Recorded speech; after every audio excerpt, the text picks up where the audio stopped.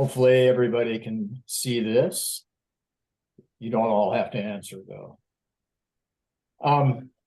First, I'd like to say what a great job the regions did this year getting their data into Survey 123 and ready for review. This was the first year that's happened, and it's really cool having essentially a complete data set for 2023 to show you today.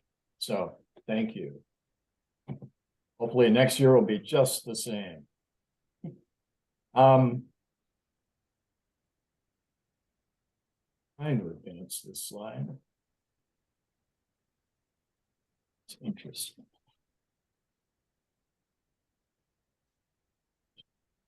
Right.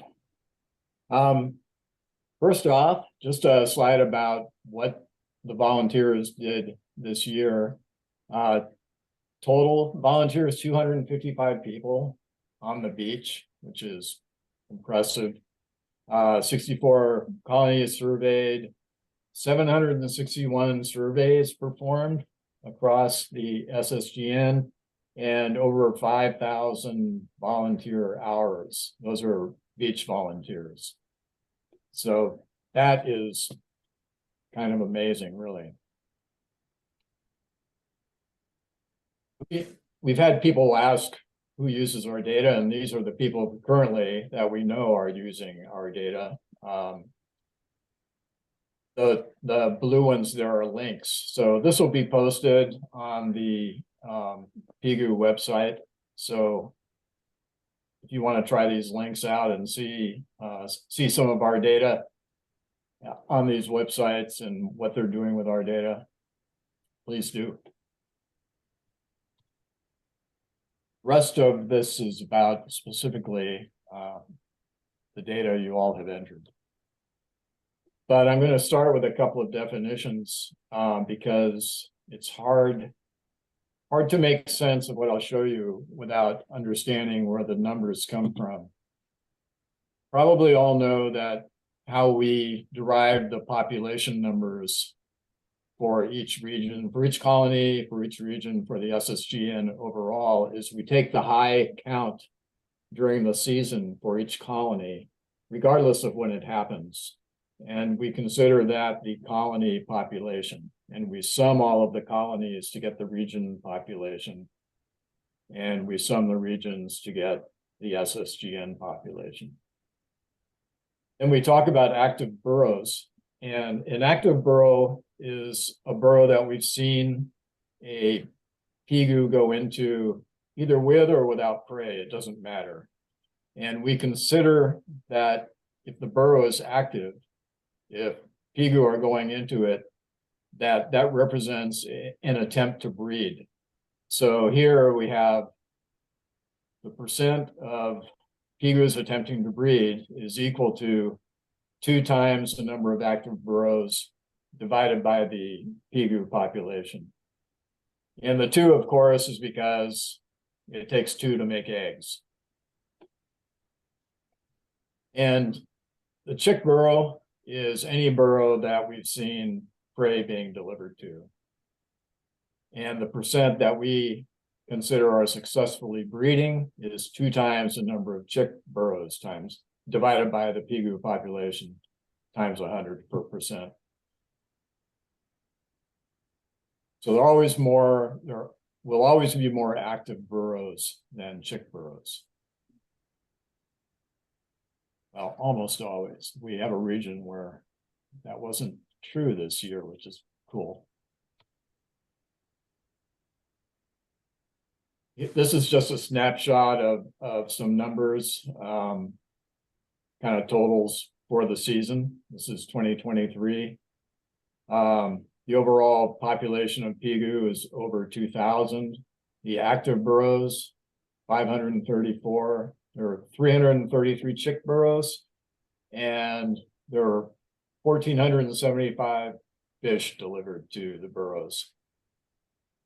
I assume fish, but occasionally I understand there are shrimp and crabs and whatnot. So it'd be interesting to hear if that has actually happened. The rest of the slides a lot of the reporting is done as percentages. And the reason I do that is so that we can see everybody's curve and everybody's results kind of normalized, so that you'll see that Whidbey has a good chunk of the total number. And if I present just raw numbers, some of the curves from the regions with fewer colonies at this point kind of get left out. So you'll see a lot of percentages in what follows. This slide is all about breeding success.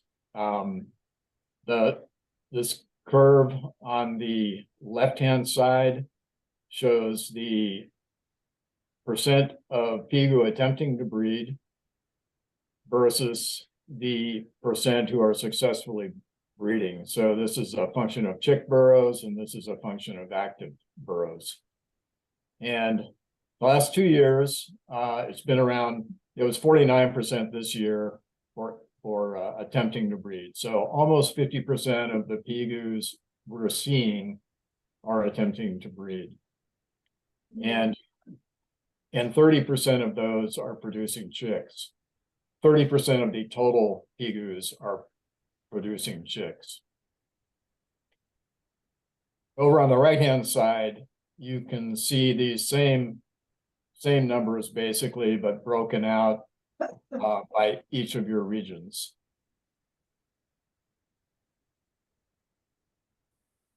And Kitsap is the region where every active burrow they had was also a chick burrow. So that's they're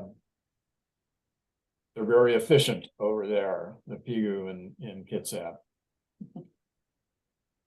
One thing about one note I want to make about determining active burrows, the way we do that is by seeing that a Pigu has entered a burrow. In a lot of cases, it's difficult to know whether or not a Pigu has really entered a burrow.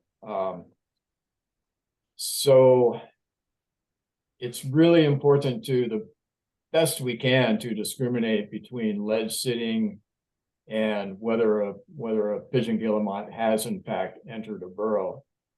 Because if you're not sure, probably better to call it a ledge sit rather than a burrow entry, because that will not skew the data, making maybe the number of attempting to breed unrealistically high.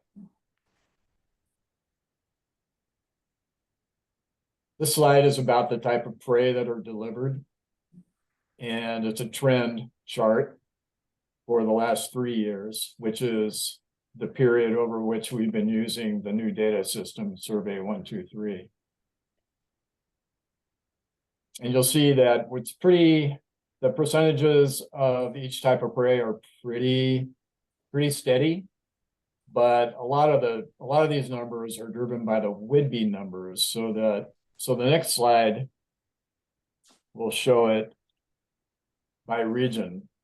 And I think what's interesting here is pretty much all the regions have around 80%, just under 80% gunnels. And South Sound, not quite so much, and Whidbey definitely not so much. A couple of years ago on Whidbey, we were about 50-50 gunnels and sculpin. And it would be really cool if someone took that as a project to try and figure out why some areas favor gunnels while others don't. And it's true between colonies as well. Some within a region, some colonies are high gunnel colonies and some are not. Some are more favored towards sculpin. And Pigu don't fly very far away to capture the fish that they bring back to the burrows. So obviously it has something to do about availability rather than preference, I would think.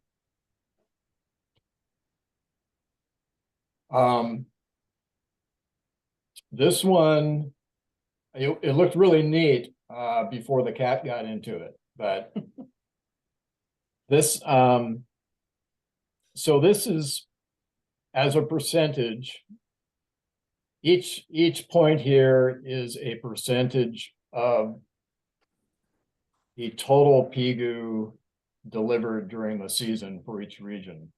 So here, this blue line is Kitsap, and they had their peak of about, if you go over here, looks like 28% of all of the prey delivered during the season were delivered on this, I think it's the 29th week of the survey. So the week before this week. And this is pretty typical. You can see everybody peaks around late July. All of the regions had the most prey deliveries in the late July time period. The darker blue line here is simply a total of the prey delivered for each week. And the peak here, peak of that going over here to this axis looks like about 270 prey were reported delivered in that week around the SSGN.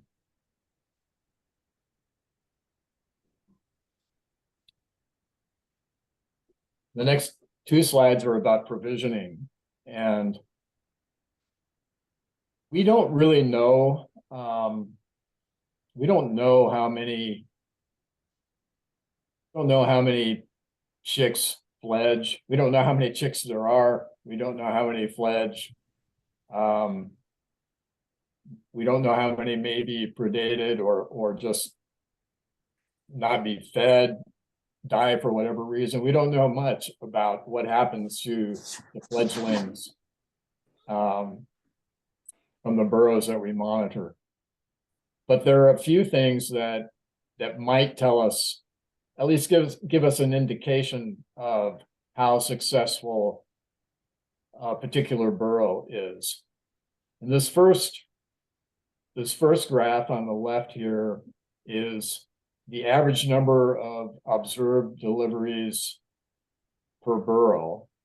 So it's an average. So over the last 3 years, we've been a little over 4 deliveries per burrow over the entire season. So for a typical colony, maybe it's a 12-week season, and maybe the number of weeks where there are deliveries, maybe that's 8 weeks. So it's 8 hours of study at the beach, watching deliveries. So about 4 per burrow. Now the one on the right is a distribution of the deliveries per chick burrow. And we'll take this first column here. So the example here is 35%, which is right about there on this axis, of chick burrows had 1 or 2 observed deliveries. So these are the burrows that had 1 or 2 deliveries that we saw over the entire season. So 35%. And this one is high. This one's pretty high too, nearly, I think it's 24. So these two categories alone accounted for just about 60% of all of the chick burrows. And that doesn't seem like, when you look at some of these others, the other 40%, that doesn't seem like very many chick deliveries. So, or prey deliveries, excuse me. So what's going on there? Well, there could be a lot of things, or that maybe there was only 1 egg in that burrow, or maybe only 1 chick hatched, or maybe that burrow was predated by something, or failed for other reasons, or maybe the PGU are delivering at a somewhat different time than we're out there. But there are lots of reasons. But you might think that seeing this, maybe they would be less successful. Those burrows would be less successful than the burrows that say had 9 to 10 deliveries during the time we were monitoring. So it's kind of though at some point, I'm sure we'll have a model of the expectation or the survival of chicks, a model that will predict chick survival. And this slide is similar. This graph is similar to that. This shows the number of different weeks that we saw prey being taken to burrows. So for the example here on this first with number 1, there were 93 burrows that had a single observed week of deliveries. That's practically a third of the total chick burrows. And that doesn't seem like a very, like those would be successful. You know, when we're also seeing lots of burrows that we saw. Let's see here, this is probably about maybe 30 burrows that we observed, that we saw 5 different weeks prey being delivered to. So I know these numbers mean something, but I know that in lacking any real information about the survival of chicks, they just suggest something. We can't really use them at this time to predict what's happening with chick survival. And who knows what this fish is? Is that a cod?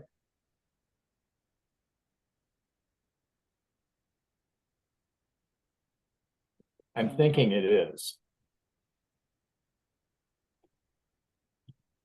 And I had to throw in a disturbances slide because of all the trouble we all go through trying to figure this out. So what this slide shows is it's all about eagles, pretty much. And the number of slight disturbance to major disturbance, we're just about even. I don't have that here, I'm not showing it, but those were pretty level across the total disturbances.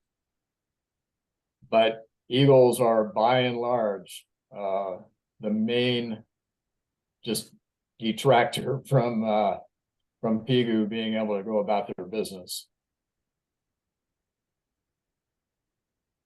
So the supporting data for this, for most of the preceding, is here. So if you all at the regions want to do run your own stuff, you can grab the numbers from here. If you want to do some if you want to know what your colonies are doing, I can provide that to you. I can break this out by colonies. So I probably will do that and post it in some fashion. When Alan Waugh, when Lee was showing Alan Waugh's really nice data from Mutiny Sands on Whidbey, I got really nervous and I had to go to my data to see, geez, I know he's right. Hopefully I have the same numbers, and in fact I did. So that was fulfilling.